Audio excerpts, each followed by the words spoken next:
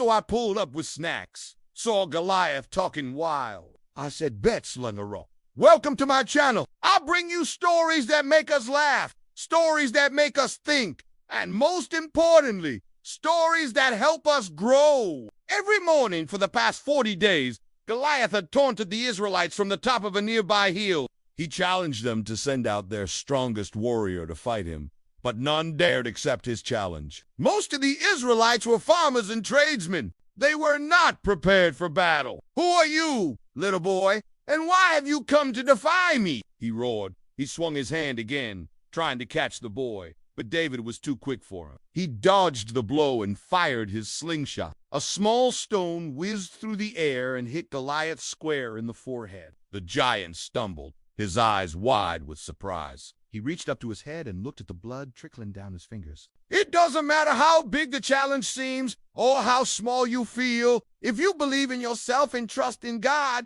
you can achieve anything. Thank you for joining me on this journey. If you liked the story, please give it a thumbs up. And if you'd like to hear more stories like this, stay tuned. Until next time, remember, be kind, be curious, and keep believing in the power of good. See you soon. You little, he began. But David didn't give him a chance to finish his sentence. He fired again, and this time the stone hit Goliath in the eye.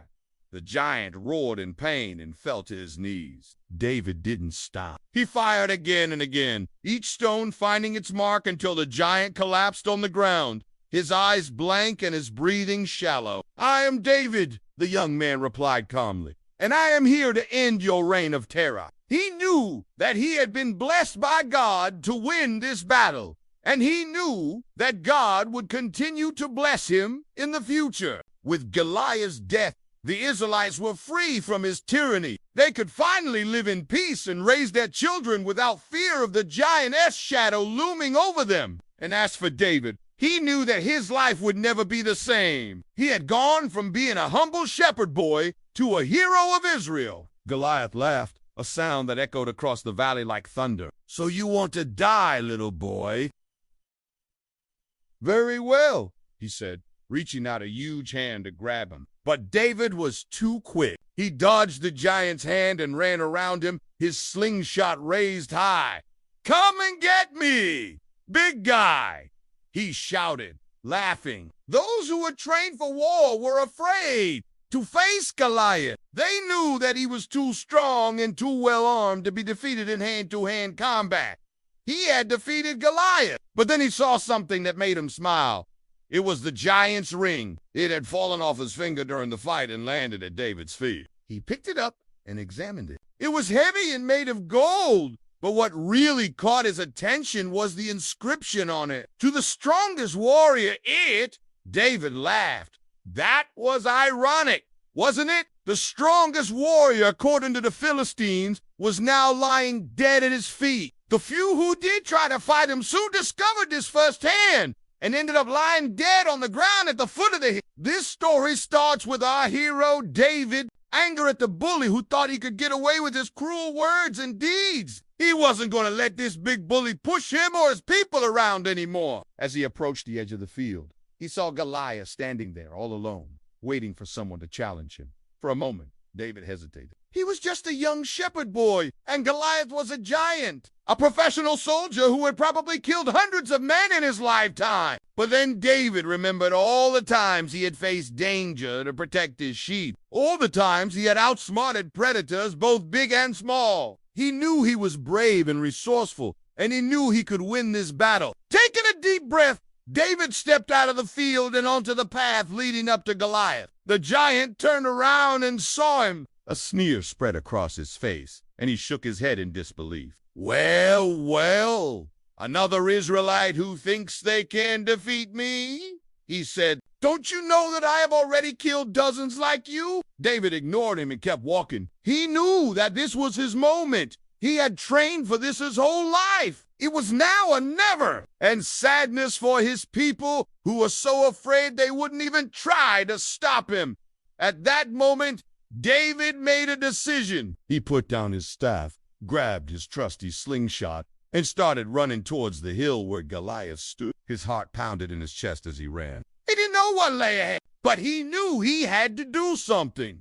He couldn't bear to hear his people cowering any longer. Now, David was no stranger to bullying. In fact, it was so common for him to be bullied that he had built up an immunity to it. But this time, when Goliath started his daily dose of insulting, name-calling, and threatening, something inside David snapped. And if you want to know what that was, well, let's find out.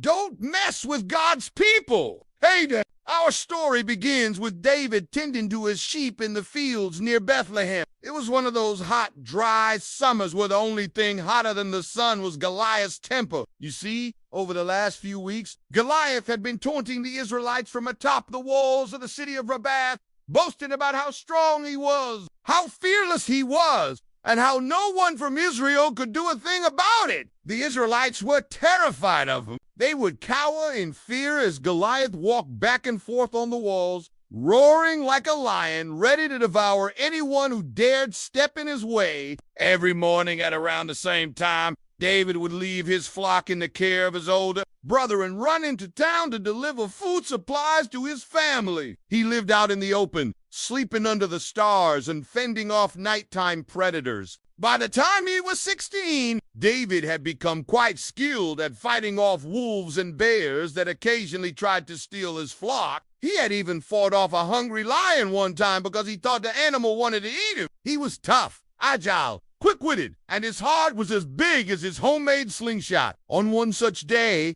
David decided to take a different route home. Instead of cutting through the market, he took a longer path through the field. As he walked, he heard the usual insults being flung his way by Goliath. Hey, Runt, come on out here and let me show you what a real man looks like, Goliath shouted. You're too scared to come face to face with me, aren't you? Afraid I might crush you like the insect that you are.